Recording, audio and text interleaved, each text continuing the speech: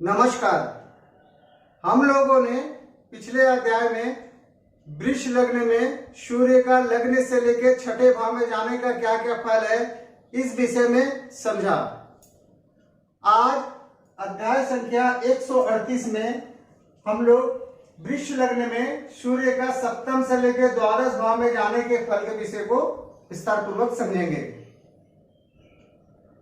इससे प्रारंभ करने के पहले सबसे पहले हम लोग को यह समझ लेना है कि सूर्य एक नैसर्गिक अशुभ ग्रह है।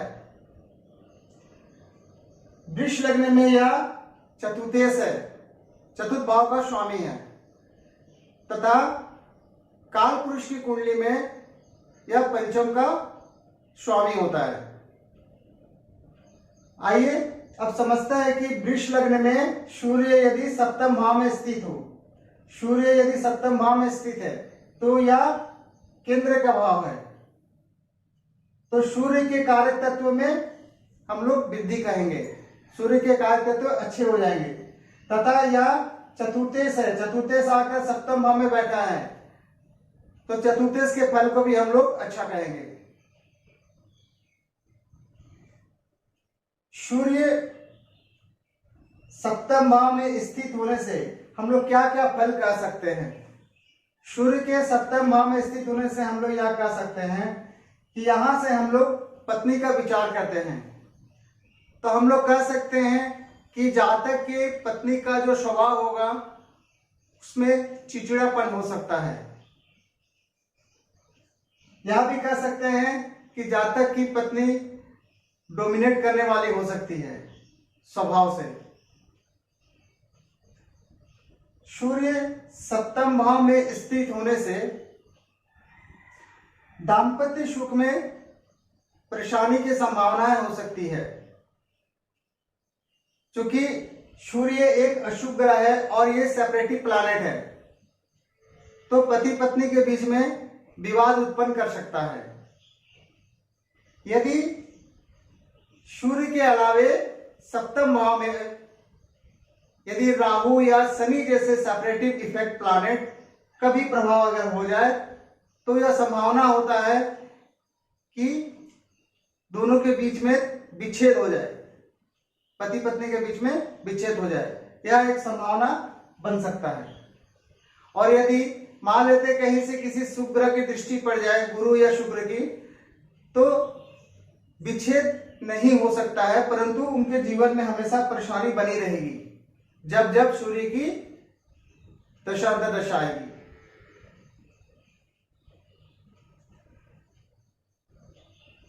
चतुर्थ के फल को हम लोग अच्छा कहेंगे। जातक को भूमि, भवन, वाहन, माता आदि का सुख प्राप्त होगा। सूर्य की दृष्टि लग्न में पड़ेगी तो सूर्य की दृष्टि लग्न में गिर जाने से जातक का टेम्पर्ड हाई हो सकता है, जातक के स्वभाव में क्रोधीपन हो सकता है। चूंकि यह सिर का विचार करते हैं लग्न से तो सिर संबंधी समस्या हो सकती है। सूर्य काल पुरुष की कुंडली में पंचम भाव का स्वामी होता है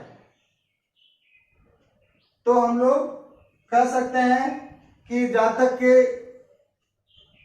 ज्ञान विज्ञान या विवेकी होगा, उच्च शिक्षा अच्छी होगी, हम लोग यह कह सकते हैं। सूर्य यदि अष्टम भाव में स्थित हो, सूर्य यदि अष्टम भाव में स्थित हो तो यह लग्न से अष्टम भाव है तो अष्टम भाव को हम लोग दुख स्थान भी कहते हैं तो यह अशुभ स्थान होता है। तो सूर्य यहां जाने से सूर्य के कार्य तत्व में कमी हो जाएगी तथा यह चतुर्थेश भी है तो चतुर्थ भाव के फल में भी कमी होगी। तो सूर्य के अष्टम में जाने से इनके कार्य तत्व में कमी होगी। तो क्या क्या कमी हो सकती है। सूर्य से हम लोग आत्मा का विचार करते हैं तो हम लोग कह सकते हैं कि जातक का आत्मबल में कमी होगा। यहां से हड्डी का विचार कर, सूर्य से हड्डी का विचार करते कह सकते हैं कि जातकों को हड्डी संबंधित परेशानियां हो सकती है। सूर्य सरकार का भी कारक होता है, तो हम लोग कह सकते हैं कि जातक को सरकारी कार्यों में परेशानी हो सकती है। इस प्रकार हम लोग सूर्य के फल को समझ सकते हैं। सूर्य अष्टम भाव में स्थित होने से इस भाव से हम लोग अचानक चोट, चपेट, दुर्घटना इत्यादि की बातें करते हैं। तो हो सकता है कि जातक को अचानक चोट, चपेट या दुर्घटना हो और उसमें उसके हड्डी में परेशानी हो। इस प्रकार का हम लोग समझ सकते हैं कि सूर्य के अष्टम भाव में होने से, सूर्य के अष्टम भाव में होने से इसकी दृष्टि 1, 2, 3, 4, 5, 6, 7 दूसरे भाव में पड़ेगी। तो इसकी दृष्टि दूसरे भाव में जाने से धन की हानि कह सकते हैं। जातक की वाणी तेज होगी और जातक की वाणी तेज होने के कारण हो सकता है कि कुटुंबों के साथ संबंधों में परेशानियां हो सकती है। इस प्रकार सूर्य के अष्टम भाव में जाने के फल को हम लोग समझ सकते हैं। काल पुरुष के कुंडली में सूर्य पंचम भाव के स्वामी होते हैं, तो पंचम भाव से हम लोग संतान का विचार करते हैं। तो हम लोग यह कह सकते हैं कि जातक को संतान होने में परेशानी हो सकती है, तथा वहां से उच्च शिक्षा का भी विचार करते हैं, उच्च शिक्षा में भी परेशानी हो सकती है। इस प्रकार हम लोग सूर्य के फल को अष्टम भाव में जाने पर समझ सकते हैं। सूर्य यदि नवम भाव में स्थित हो या लग्न से नवम भाव है या उत्तरोत्तर बलीय स्थान होता है या त्रिकोण का स्थान होता है, तो सूर्य नवम भाव में स्थित होने से सूर्य के कारक तत्व में वृद्धि हो जाएगी। तथा चतुर्देश है तो चतुर्देश के फल में भी अच्छा हो जाएगा। परंतु सूर्य शनि के राशि में स्थित है अर्थात शत्रु के राशि में स्थित है, तो सूर्य यदि नवम भाव में स्थित हो तो हम लोग क्या कर सकते हैं, नवम भाव से हम लोग धर्म कर्म का विचार करते हैं। तो हम लोग यह कह सकते हैं कि जातक धार्मिक प्रवृत्ति का होगा, जातक धर्म कर्म में मन लगा रहेगा। चूंकि सूर्य शनि के राशि में स्थित है तो शनि एक आध्यात्मिक ग्रह है, तो हम लोग यह कह सकते हैं कि जातक का मन धर्म कर्म में लगा रहेगा। जातक हो सकता है कि अपने जीवन में कोई मंदिर वगैरह इसका निर्माण कराए या उस निर्माण कार्य में सहयोग करे, इस प्रकार के कार्यों में। यहां से पिता की बात करते हैं तो हम लोग कह सकते हैं कि पिता से संबंध अच्छे नहीं हो सकते हैं, पिता से विवाद हो सकता है, पिता के विचारों के साथ मतभेद हो सकते हैं। सूर्य यहाँ बैठकर तीसरे भाव को दृष्टि देगा, तो तीसरे भाव को दृष्टि देने से हम लोग कह सकते हैं कि जातक पराक्रमी होंगे और जातक अपने पराक्रम से अपने जीवन में सफलता को प्राप्त करेंगे। परंतु यहां से छोटे भाई बहन की हम लोग बात करते हैं तो छोटे भाई बहनों के बीच में परेशानियां हो सकती है। यहां से नौकर चाकर की बात करते हैं तो नौकर चाकर से भी परेशानियों का सामना जातक को करना पड़ सकता है। इस प्रकार हम लोग सूर्य के फल को नवम भाव में जाने से समझ सकते हैं। सूर्य यदि दसम भाव में स्थित हो, यदि लग्न से दसम भाव है या केंद्र का स्थान होता है, सूर्य दशम भाव में यहाँ दिग्बली होते हैं अर्थात सूर्य यहाँ बलवान हो गए, तो सूर्य के सभी कार्य तत्व अच्छे हो जाएंगे। तथा चतुर्देश दशम भाव में स्थित हो गया और यहाँ बैठ के चतुर्थ भाव को ही देखेगा तो चतुर्थ से संबंधित फल भी अच्छे हो जाएंगे। तो सूर्य दशम भाव में स्थित होने से हम लोग क्या कह सकते हैं, सूर्य दशम भाव में स्थित होने से हम लोग कह सकते हैं कि हो सकता है कि जातक किसी प्रशासनिक विभाग में कार्य करे। सूर्य यदि दशम भाव में स्थित हो तो कह सकते हैं कि जातक सरकारी नौकरी कर सकता है, जातक कार्य क्षेत्र में लगातार वृद्धि कर सकता है। सूर्य दशम भाव में स्थित होने से हम लोग कह सकते हैं कि जातक किसी भी कार्य को अनुशासित रूप से करना पसंद करता है। ऐसे जातक को यदि जिम्मेदारी भरा कोई कार्य अगर दिया जाए तो ये जातक सफलतापूर्वक उस कार्य को करते हैं, क्योंकि जातक अनुशासित होते हैं।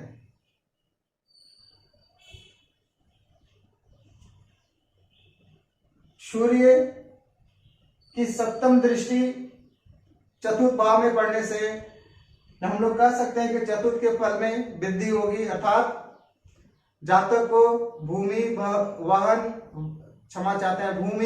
वाहन भवन आदि का सुख प्राप्त होगा, परंतु माता को कष्ट कहेंगे हम लोग। इस प्रकार हम लोग सूर्य के फल को दशम भाव में जाने को समझ सकते हैं। सूर्य यदि एकादश भाव में स्थित हो, या लग्न से एकादश भाव है, सूर्य अशुभ ग्रह है और एकादश भाव अशुभ भाव होता है, तो सूर्य यहां जाने से सूर्य के कार्य तत्व में वृद्धि हो जाएगी, या हम लोग कह सकते हैं।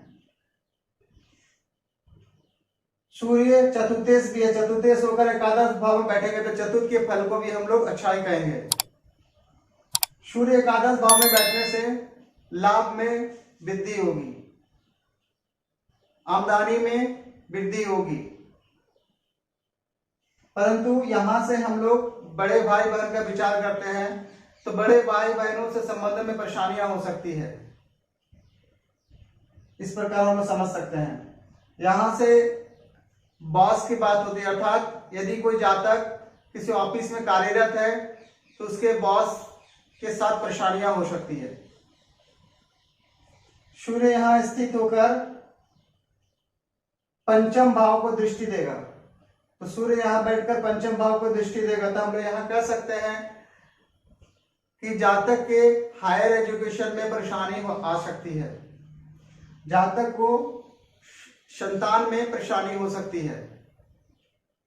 इस प्रकार हम लोग सूर्य के फल को एकादश भाव में जाने का समझ सकते हैं। सूर्य यदि द्वादश भाव में स्थित हो, तो सूर्य द्वादश भाव में स्थित हो तो द्वादश भाव दुख स्थान है, तो दुख स्थान में जाने से सूर्य के कार्य तत्व में कमी हो जाएगी। परंतु सूर्य द्वादश भाव में स्थित होने पर यह सूर्य उच्च का होता है, यह मेष राशि में स्थित है, यह सूर्य उच्च का होता है। तो सूर्य द्वादश भाव में स्थित होने पर हम लोग यह कह सकते हैं कि द्वादश भाव से जो अशुभ फल प्राप्त होंगे उसमें थोड़ी कमी आएगी, परंतु सूर्य के कार्य तत्व में कमी होगी। तो हम लोग यह क्या कर सकते हैं, हम लोग यह कह सकते हैं कि जातक का व्यय में वृद्धि होगा।